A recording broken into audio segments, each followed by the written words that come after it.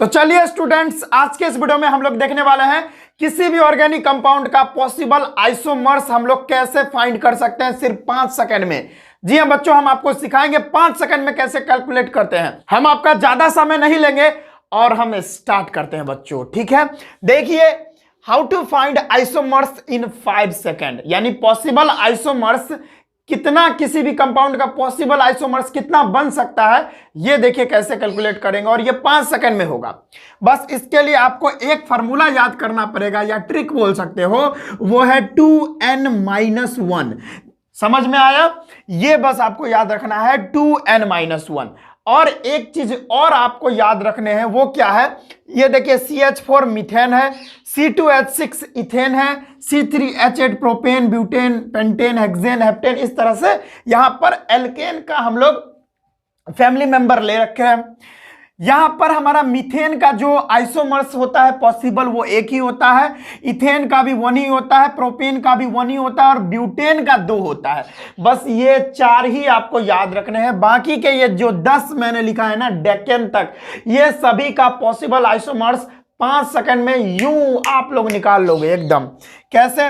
बस आपको पहला चीज क्या रखना है याद, 2n-1, ये ट्रिक याद रखना है। अभी मैं बताऊंगा कैसे इसका इस्तेमाल करना है आप लोगों को।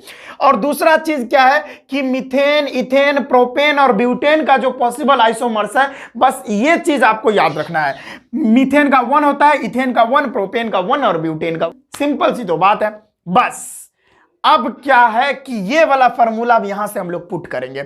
अब देखिए फॉर्मूला क्या है, 2n-1 है ना।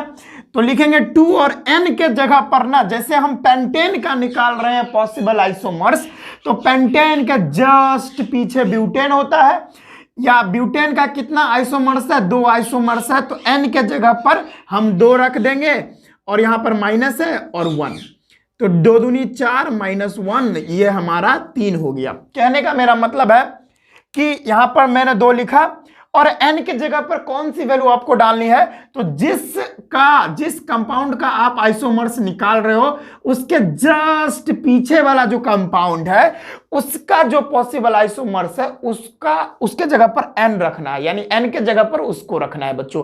बस यही चीज आपको याद रखना है। तो यहां पर पेंटेन का आइसोमर्स 3 हो गया।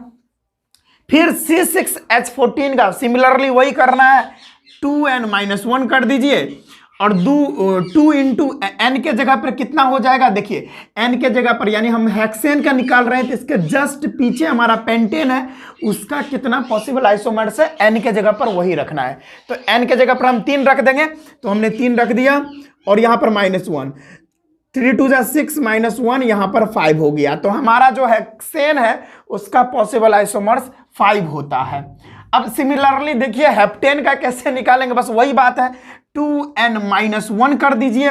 2 इंटू n के जगह पर आप क्या रखना है कि हेप्टेन का निकाल रहे हैं, तो इसके जस्ट पीछे हेक्सेन है और उसका पॉसिबल आइसोमर्स जितना है वही n के जगह पर आएगा। तो ये 5 है, तो n के जगह पर 5 रखेंगे और यहां पर -1, 5 2 10 -1, यहां पर 9 हो गया। तो हेप्टेन का जो पॉसिबल आइसोमर्स होता है वो 9 होता है, 9 9 9।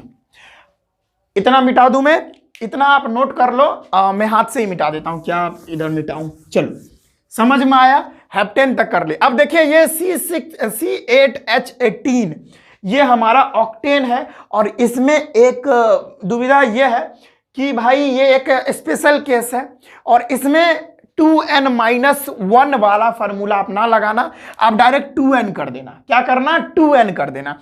तो 2 इंटू n के जगह पर इससे पिछला जो हमारा कंपाउंड था उसका पॉसिबल आइसोमर्स 9 है, तो n के जगह पर 9 कर दो, तो 9 2 18, हमारा कितना हो जाएगा इसका पॉसिबल आइसोमर्स 18। बस ऑक्टेन के केस में करना है और किसी केस में नहीं करना। ओके, अब देखिए नॉन-n है, इसमें क्या करना है, बस वही फार्मूला लगाना है, 2n-1 वाला। 2 इंटू n के जगह पर क्या, इसके पीछे वाला जिसका आप पॉसिबल आइसोमर्स निकाल रहे हो उसका जस्ट पीछे वाला जो आइसोमर्स है वो यहां पर n के जगह पे लिखना है। तो यहां पर n के जगह पर 18 लिखना पड़ेगा, तो मैंने लिख दिया 18 और यहां पर -1, तो 36 -1, यहां पर 35 आ गया। यानी नोनेन का जो पॉसिबल आइसोमर्स होता है वो 35 होता है, यानी 35 तरीके से वो हम उसका स्ट्रक्चर देख सकते हैं। 35 तरह से स्ट्रक्चर मिल सकता है हमारा नोनेन का।